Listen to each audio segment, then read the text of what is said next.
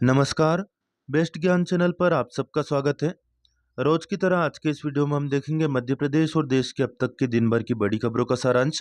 Video को पूरा देखिए ताकि पूरी जानकारी आपको मिल पाएगी। एनडीए को पूर्ण बहुमत स्पष्ट रूप से मिल गया है। नरेंद्र मोदी ने अपना इस्तीफा राष्ट्रपति को सौंप दिया है। मानसून तेजी से आगे बढ़ रहा है, समय पर बोनी होगी। सबसे पहले खबरों की शुरुआत करते हैं नई दिल्ली से। नई दिल्ली में बुधवार को प्रधानमंत्री आवास पर एनडीए नेताओं की बैठक हुई। तेलुगु देशम पार्टी के प्रमुख एन चंद्रबाबू नायडू, जनता दल यूनाइटेड के प्रमुख और बिहार के मुख्यमंत्री नीतीश कुमार, शिवसेना नेता और महाराष्ट्र के मुख्यमंत्री एकनाथ शिंदे, लोक जनशक्ति पार्टी रामविलास के प्रमुख चिराग पासवान, अपना दल की नेता अनुप्रिया पटेल बैठक में शामिल थी। इसके अलावा राष्ट्रीय लोक दल प्रमुख जयंत चौधरी, जनता दल से क्यूनल नेता एडी कुमार स्वामी, हिंदुस्तानी आवाम मोर्चा प्रमुख जितन राम मांझी, जनसेना पार्टी के नेता पवन कल्याण और अन्य सहयोगी दल के नेता उपस्थित थे। सभी नेताओं ने नरेंद्र मोदी की तीसरी सरकार के लिए अपना समर्थन दिया और इस तरह से नरेंद्र मोदी का तीसरी बार प्रधानमंत्री बनने का रास्ता साफ हो गया है। बात करें स्पष्ट रूप से बहुमत एनडीए सरकार को अब मिल गया है। भारतीय जनता पार्टी की 240 सीटें हैं। इसके अलावा हम अन्य जो पार्टियां हैं उनकी सीटों को जोड़ दें, जैसे कि तेलुगु देशम पार्टी की 16 सीटें और जनता दल यूनाइटेड की 12 सीटें, तो 28 सीटें ये हो जाती है। इस प्रकार से इनकी सीटें हो जाती है 268। बहुमत के लिए जो आंकड़ा चाहिए वो चाहिए 272 का। इसमें लोक जनशक्ति पार्टी के 5 और हम जोड़ दें रामविलास पासवान की जो पार्टी है, तो कुल मिलाकर स्पष्ट बहुमत मिल जाता है। जनता दल यूनाइटेड के प्रमुख और बिहार के मुख्यमंत्री नीतीश कुमार ने स्पष्ट रूप से समर्थन किया है। इसी प्रकार जनशक्ति पार्टी रामविलास ने भी समर्थन किया है। तो इस प्रकार से स्पष्ट बहुमत भारतीय जनता पार्टी समर्थक सरकार को मिल जाएगा। लोकसभा चुनाव 2024 में किस पार्टी को कितना बहुमत मिला है, आप स्पष्ट रूप से यहाँ पर तालिका में देख सकते हैं। कांग्रेस को मात्र 99 सीटें ही मिली, समाजवादी पार्टी को 37 सीटें, ऑल इंडिया तृणमूल कांग्रेस को 29 सीटें मिली, द्रविड़ मुनेत्र कड़गम डीएमके को 22 सीटें, तेलुगु देशम पार्टी को 16 सीटें, जनता दल यूनाइटेड जेडीयू को 12 सीट, शिवसेना उद्धव बालासाहब ठाकरे को 9 seat, nationalist Congress party Sharad Pawar 8 seat और शिवसेना एसएचएस को 7 सीटें मिली है। लोक जनशक्ति पार्टी को 5 सीटें मिली है। 4 सीटें युजन श्रमिक रयातु कांग्रेस पार्टी, वाईएसआरसीपी, राष्ट्रीय Janata Dal RJD, communist party of India Marxist CPIM को मिली है। वही 3 सीटें इंडियन यूनियन मुस्लिम लीग, आम आदमी पार्टी और झारखंड मुक्ति मोर्चा को मिली है। 2 सीटें Janasena party, communist party of India Marxist Leninist liberation CPI L MLL, Janata Dal secular JDS, विथु विदुथलाई चिरुथईगल कांची VCK, communist party of India, Rashtriya Lok Dal RLD, Jammu and Kashmir national conference JNK इनको मिली है। वही अन्य जो छोटी छोटी पार्टियां हैं उनको एक एक सीटें मिली हैं। बात करें आगामी मौसम पूर्वानुमान की। 6 जून 2024 की सुबह 8:30 बजे तक आगामी 24 घंटे के दौरान मौसम की जो परिस्थितियां बन रही है। 5 जून को मानसून की उत्तरी सीमा गोवा, गडग, नारायणपेट, नरसापुर और इस्लामपुर से होकर गुजर रही है। वर्तमान में पश्चिमी विक्षोभ एक चक्रवाती घेरे के रूप में अफगानिस्तान के ऊपर मध्य समुद्र तल से 3.1 किलोमीटर की ऊंचाई पर अवस्थित है। साथ ही एक और चक्रवाती घेरा पाकिस्तान के ऊपर मध्य समुद्र तल से 1.5 किलोमीटर की ऊंचाई तक एक्टिव है। पश्चिमी उत्तर प्रदेश के ऊपर सक्रिय चक्रवाती घेरा पूर्वी उत्तर प्रदेश, झारखंड और गांगीय पश्चिमी बंगाल होते हुए पूरी बांग्लादेश तक मध्य समुद्र तल से 900 मीटर की ऊंचाई पर एक ट्रफ रेखा गुजर रही है।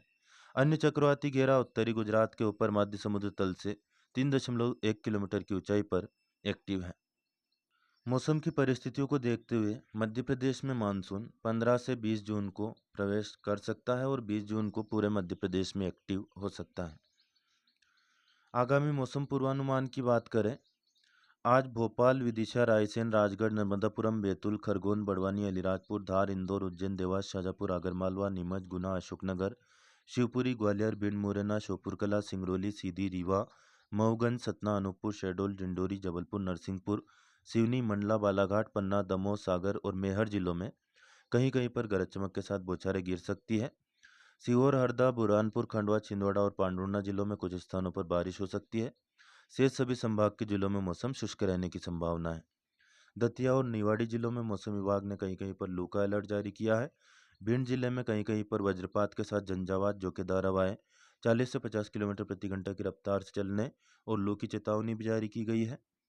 भोपाल, विदिशा, सीहोर, बैतूल, हरदा, बुरहानपुर, खंडवा, खरगोन, देवास, छिंदवाड़ा, सिवनी, सागर और पांडुर्णा जिलों में कहीं कहीं पर हल्की वर्षा के साथ ओलावृष्टि, वज्रपात, झंझावात और झोंकेदार हवाएं 50 से 60 किलोमीटर प्रति घंटा की तेज रफ्तार से चल सकती है।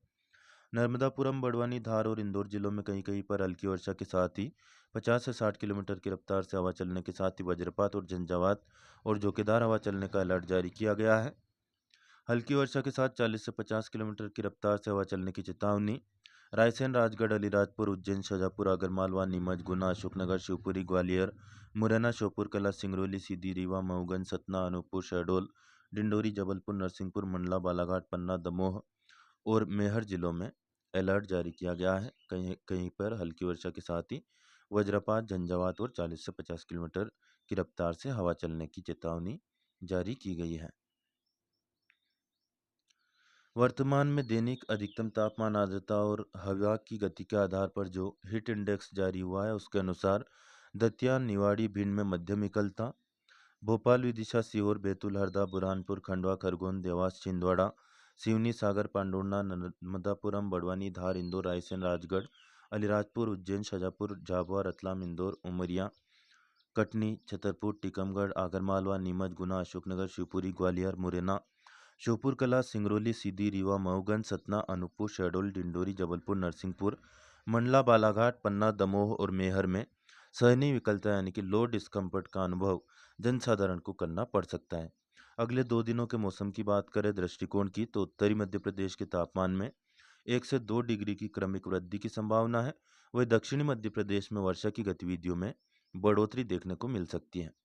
भोपाल और उसके आसपास के इलाकों में आकाश में बादल छाए रहेंगे। शाम के समय वज्रपात, झंझावात और हल्की वर्षा की संभावना है। 14 से 16 किलोमीटर प्रति घंटा की तेज रफ्तार से हवा चल सकती है। 37 डिग्री अधिकतम तापमान जबकि न्यूनतम तापमान 26 डिग्री सेल्सियस के आसपास रहने का अलर्ट या संभावना मौसम विभाग ने व्यक्त की है। रोहिणी नक्षत्र की बात करें 8 जून शनिवार को 1 बजे तक रोहिणी नक्षत्र में सूर्य रहने वाले हैं, जिससे इन दिनों जो पारा है वह 48 डिग्री सेल्सियस के आसपास रह सकता है। सबसे कम और अधिकतम तापमान जो प्रदेश में रहे हैं लिस्ट यहाँ पर दी हुई है, इसमें देख सकते हैं।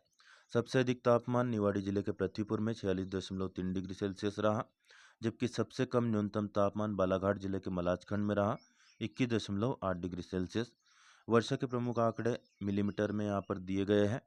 खंडवा, नेपानगर, खातेगांव, पचोर, नटेरन, आष्टा, नैनपुर, बेरसिया, बुरहानपुर, सीहोर, चाचौड़ा, बेहर, कन्नौद, ग्यारसपुर, इच्छावर, पंदाना, गोहरगंज, नसरुल्लागंज, खालवा, कोलार, करंजिया, राजपुर, खिरकिया, बजाग, हरसूद, बुधनी, रहटी, विदिशा, अमरकंटक, टिमरनी, पोहरी, अरेरा हिल्स, बालाघाट, हरदा, अनूपपुर, बाड़ी, मझोली, खकनार, सुल्तानपुर, रहली, चन्नोडी, सांवेर, शामपुर, बेनीबारी, सिरोंज, कालापीपल, बमोरी, इन सभी क्षेत्रों में बारिश पिछले 24 घंटे के दौरान हुई है। इसके अलावा भोपाल, नर्मदापुरम, पुष्पराजगढ़, हाट पीपलिया, नबीबाग, शमशाबाद, बेराड़, गुलाबगंज, गड़ाकोटा, सिलवानी, पानागर, मलाजखंड, अशोकनगर, रायसेन, ब्यावरा, शुजालपुर, नलखेड़ा, सिरमौर, सतवास, कुमराज, बेगमगंज, गुना, गंजबासौदा, जैतपुर, सारंगपुर, अशोकनगर, रायसेन, बागली, उदयनगर, राघोगढ़, जीरापुर, गुलाना, धार, शाजापुर, सोहागपुर, शहडोल, आरोन, सिवनी, बिरसा और राजगढ़ में भी हल्की बारिश हुई। विदिशा के ग्यारसपुर और सीहोर के आष्टा में ओलावृष्टि भी दर्ज की गई। व्हाट्सएप ने महत्वपूर्ण घोषणा की है कि अब आप अपने व्हाट्सएप स्टेटस पर 60 सेकंड तक के वीडियो और ऑडियो क्लिप साझा कर सकते हैं। पहले 30 सेकंड तक के ही साझा कर सकते थे। बात करें ताज़ा मंडी भाव की 5 जून को खुदनेर मंडी में गेहूं का अधिकतम भाव रहा 2481 रुपये, औसत भाव 2400 रुपये। सोयाबीन का अधिकतम भाव 4520 रुपये, औसत भाव 4350 रुपये। मसूर का अधिकतम भाव 6080, औसत भाव 5800। रायडे का अधिकतम भाव 5340, औसत भाव 5300 और चने का अधिकतम भाव 6280 जबकि औसत भाव 6265 रुपये रहा।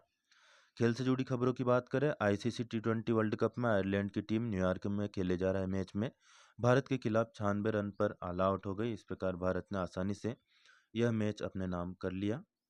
राष्ट्रपति द्रौपदी मुर्मू ने प्रधानमंत्री नरेंद्र मोदी के नेतृत्व वाली निवर्तमान केंद्रीय मंत्रिपरिषद के लिए राष्ट्रपति भवन में प्रीति भोज का आयोजन किया। आप यहाँ पर फोटो में देख सकते हैं, सभी प्रमुख नेता और मंत्री इस प्रीति भोज में शामिल हुए।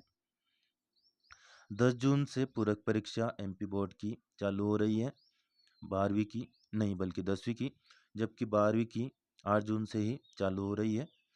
तो टाइम टेबल जो भी विद्यार्थी है उनको जरूर शेयर करें ताकि परीक्षा न छूट पाए। कई जो विद्यार्थी थी उनकी परीक्षाएं छूट गई थी। ज़्यादा से ज़्यादा लोगों को, जो पूरक वाले विद्यार्थी हैं उनको जरूर शेयर करें ताकि आपके काम की जानकारी पहुंच पाए। डेली न्यूज़, करंट अफेयर्स, सरकारी योजना और नौकरी की जानकारी के लिए बेस्ट ज्ञान चैनल को सब्सक्राइब करना बिल्कुल न भूलें। और ऑलरेडी सब्सक्राइब कर चुके हो तो बेल आइकन यानी कि घंटी का बटन जरूर प्रेस कर देना ताकि आपको नोटिफिकेशन मिलना स्टार्ट हो जाएगा। सांची विश्वविद्यालय में एडमिशन के लिए 12 जून से पीजी और यूजी दोनों के लिए आवेदन हो रहे हैं। एम्स में पीएचडी एंट्रेंस 21 को होगा, 20 नंबर का इंटरव्यू रहेगा।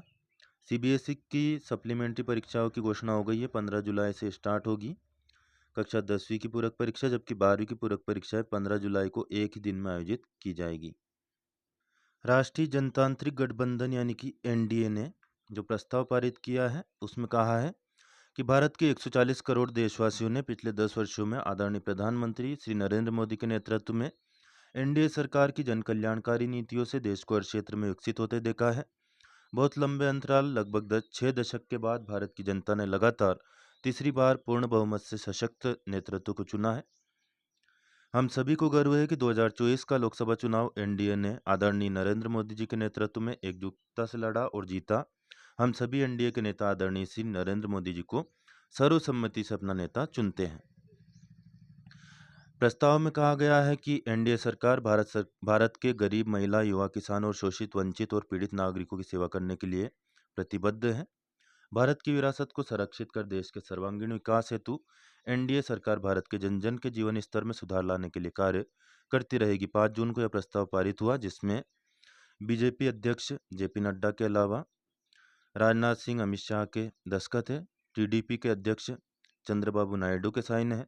जेडीयू अध्यक्ष नीतीश कुमार के साइन है और एसएचएस पार्टी के एकनाथ शिंदे के साइन है, जो कि शिवसेना की यूनिट है। फिलहाल इस वीडियो में इतना ही।